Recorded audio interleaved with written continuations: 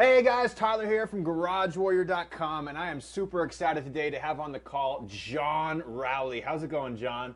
I'm doing well. How are you today? I'm doing great, brother. I really appreciate you taking the time out to come and talk on the call. We're going to talk a lot about fitness, about success, about a lot of different things, so this should be real fun. But for people who don't know who you are, John, maybe you can give us a background. I know you got a big story, but give us a background on who you are and kind of what your mission is. What are you trying to teach people, John?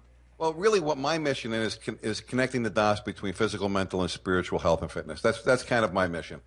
And the reason being is I learned at an early age how important physical fitness was. I was a world-class athlete. I was a runner back in the late 70s. 1980 with the Olympics. In 1979, I had a near-fatal car accident. I fell asleep behind the wheel. Long story involved, but I was not drinking, just overtraining and overworking. And yeah, it was the night before I was going back to college. Anyway, they said I hit a tree at about 110 miles an hour head on. Wow. The outcome was my right hand was back by my right elbow. My left foot they wanted to amputate. They said I'd never walk again. They said I'd never use my right arm again. My left foot was, it's still in pain today every time I take a step. Wow. All my ribs are broken. My breastbone was separated by 3.5 inches. I lost my teeth and I lost my nose. My nose was completely severed from my face. Wow. So when people tell me, they have some struggles in their lives, get a grip, man. People have it worse than you. And people, as bad as my accident was, there's a lot of people out there that have it a heck of a lot worse than I've had it. Sure.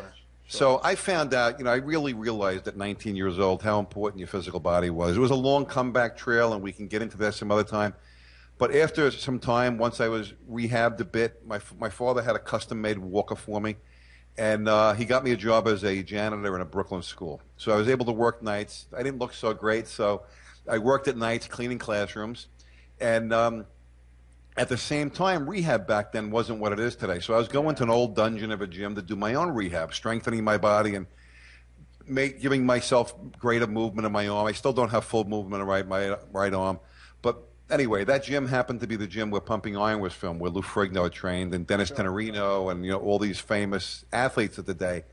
At that point in time, I got healthy again and decided I wanted to conquer Manhattan real estate.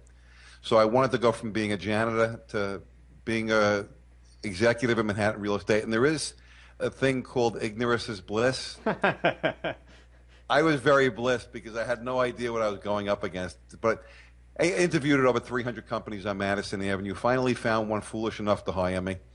And within a very short period of time, I was the youngest senior vice president of Manhattan. I ended up working for Harry and Leona Helmsley, handling all their personal assets. Barbara Corcoran, who happens to be on the Shark Tank today, is still one of my best friends. So I did that, but at the same time, I decided I wanted to get involved with the gym business. So I bought that gym that I was training at in Brooklyn. So I ended up owning the gym where Pumping Iron was filmed, also doing this. So I had one foot in the business world and one foot in the fitness world at a pretty high level. Yeah.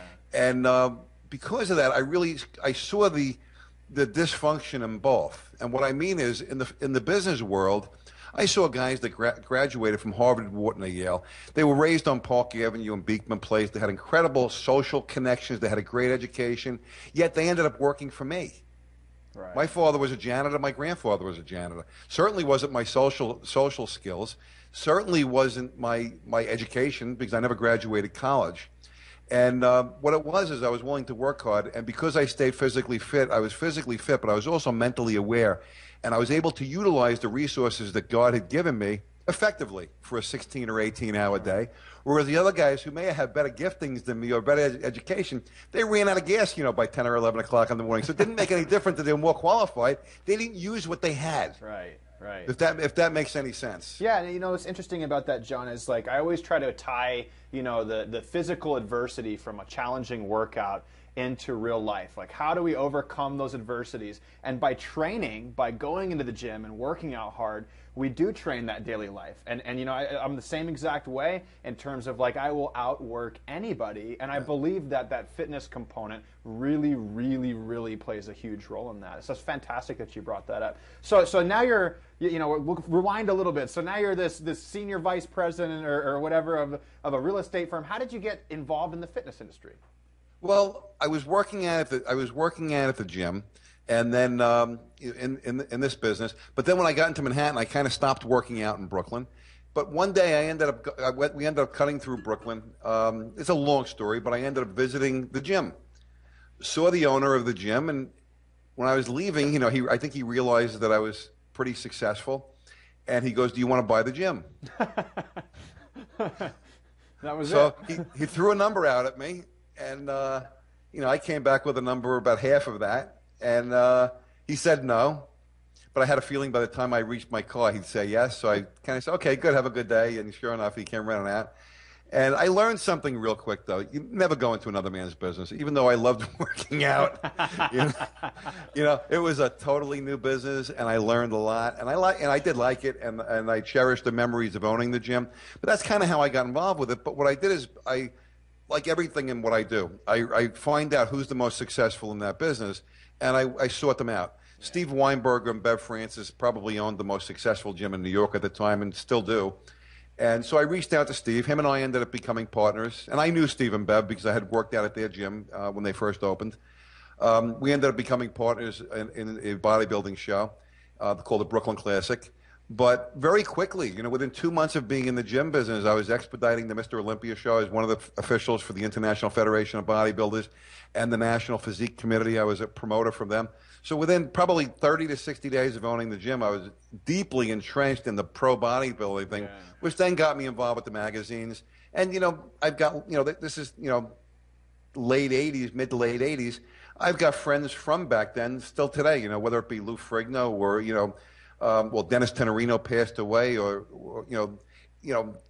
any of the people that I was just out in Gold's Gym, and I see Samir Benout. I happen to see Magic Johnson. I've got a lot of people that I'm friends with from that business. So that's kind of how I got involved with it, a little bit by mistake, but it was always a goal of mine to get into the gym business. Right. Then once I got in, my goal was to get out. Well, so you got a lot of experience in those old school bodybuilding days, and now you're actually one of the co-authors of a new product called Old School New Body, right? Yes. And that thing is popular. Yeah, it's one of the best-selling fitness products on the internet today, and it's an international sensation. And the thing incredible to me is I'm an author. I've got 2 books that are out in the bookstores, on end caps in bookstores. They've hit #1. Sure. And I reach more people in a week with Old School New Body than I do in the lifetime of my other 2 books combined. It's the power of the internet. It's amazing. That's incredible. That's incredible. Well, maybe you can tell us a little bit about this old school bodybuilding training and why more people should be paying attention to kind of what those old timers were doing and paying a little bit less attention to some of the stuff they're reading in the fitness media these days.